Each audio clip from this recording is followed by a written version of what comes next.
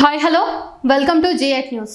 స్వాతంత్రం అనంతరం దేశంలో భూమి లేని పేదలకు భూమి అందించాలనేటటువంటి మహత్తర సంకల్పంతో ప్రారంభమైనటువంటి భూదాన్ ఉద్యమం అనేక కుటుంబాలకు ఈరోజు ఆశాకిరణంగా నిలిచింది. కానీ కాలక్రమేణా ఆ భూములపై వివాదాలు, ఆక్రమణలు, పరిపాలన నిర్లక్ష్యం పెరిగి భూదానుద్యమ లక్ష్యాలనే ప్రశ్నించే పరిస్థితి ఏర్పడుతుంది.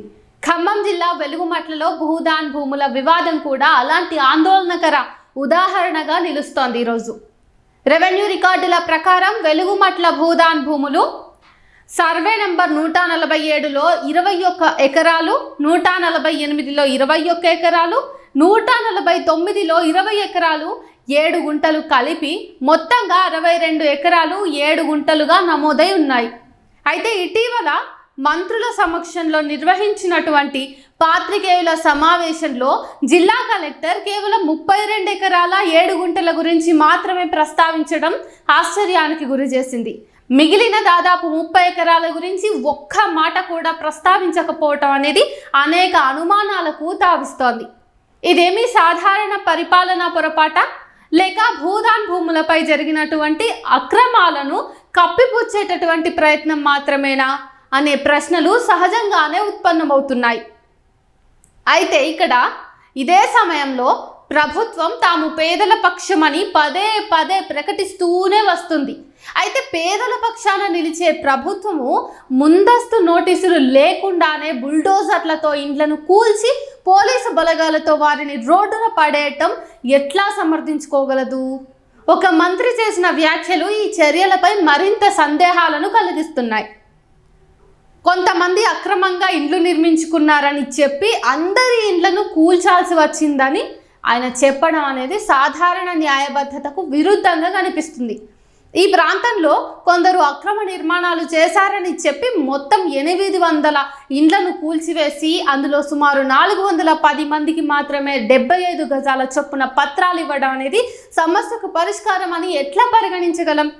ఇదే విధానం నగరాల్లో కూడా అమలు చేస్తారా? కొన్ని అక్రమ నిర్మాణాల పేరుతో మొత్తం కాలనీలను కూల్చివేయటం అనేది న్యాయసమ్మత చర్య కాదు కదా.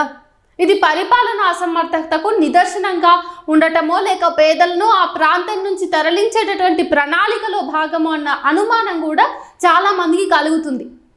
భూముల విలువ పెరుగుతున్న ఈ కాలంలో పేదలు నివసిస్తున్నటువంటి ప్రాంతాలు రియల్ ఎస్టేట్ దృష్టిని ఆకర్షించడం కొత్త విషయం అయితే కాదు. అలాంటి పరిస్థితుల్లో అధికారాన్ని ఉపయోగించి పేదలను తొలగించి ఆ భూములను వాణిజ్యపరమైనటువంటి ప్రయోజనాలకు వినియోగించేటటువంటి ప్రయత్నాలు ఏమైనా జరుగుతున్నాయా అన్న ఆరోపణలు కూడా తరచుగా వినిపిస్తూ ఉంటాయి ప్రభుత్వానికి వ్యతిరేకంగా. వెలుగుమట్ల ఘటన కూడా అలాంటి అనుమానాలకి కారణమవుతా ఉంది. ఇంకా బాధాకరమైనటువంటి విషయం ఏంటంటే ఇండ్లు కూల్చిన తర్వాత అనేక రోజులు గడిచిన తర్వాత మాత్రమే ప్రభుత్వ యంత్రాంగం స్పందించింది.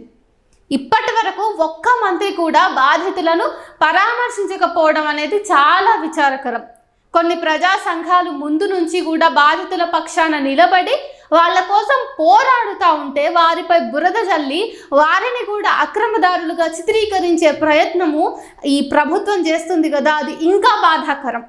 పౌర సమాజ ప్రతినిధులు, కొన్ని మీడియా ఛానల్స్ అనేటటువంటి అందరూ కలిసి ఈ సమస్యను వెలుగులోకి తీసుకురాకపోయి ఉంటే ఇప్పుడు పరిస్థితి మరింత దారుణంగా ఉందనేది మనం అందరం కూడా అర్థం చేసుకోవాలి. ఈ అభిప్రాయం బయటి నుంచి కూడా వ్యక్తమవుతుంది.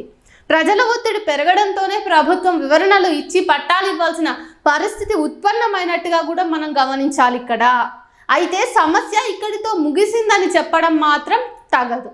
మొత్తం భూదాన్ భూములపై సమగ్ర సర్వే నిర్వహించి స్పష్టమైనటువంటి హద్దులు నిర్ణయించి ఫెన్సింగ్ ఏర్పాటు చేయాలి. గతంలో అక్కడ నివసించిన వారితో పాటు భూమి లేని పేదలందరికీ కూడా పారదర్శకంగా భూమి పంపిణీ చేయాలి. ప్రభుత్వ చర్యల వల్ల ఇబ్బందులు ఎదుర్కొన్నటువంటి సామాన్యులు, అలాంటి కుటుంబాలకు తగినటువంటి నష్టపరిహారం ఇవ్వడం కూడా ఇక్కడ అవసరం. అదే సమయంలో చట్టవిరుద్ధంగా వ్యవహరించినటువంటి అధికారుల మీద, అలాగే బాధ్యత వహించాల్సిన వాళ్ళ మీద కూడా, అట్లాంటి ప్రజా ప్రతినిధుల పైన కూడా విచారణ జరిపి వాళ్ళ మీద కూడా చర్యలు తీసుకోవాలి. కూల్చివేసిన ఇళ్లను ప్రభుత్వ ఖర్చుతో కాకుండా బాధ్యత వహించాల్సినటువంటి వారి ఖర్చుతోనే నిర్మించాలి. ప్రజాస్వామ్యంలో బాధ్యతాయుత పరిపాలన అంటే తప్పులను అంగీకరించడము, వాటిని సరిదిద్దడమే అర్థం చేసుకోవాలి. తప్పులను కప్పిపుచ్చే ప్రయత్నము ప్రజల విశ్వాసాన్ని మరింత దెబ్బతీస్తుంది. ఈరోజు చాలా చూడవచ్చు అలాంటి ఘటనలు. వెలుగుమట్ల ఘటన మనకు ఒక ముఖ్యమైన పాఠాన్ని చెబుతోంది.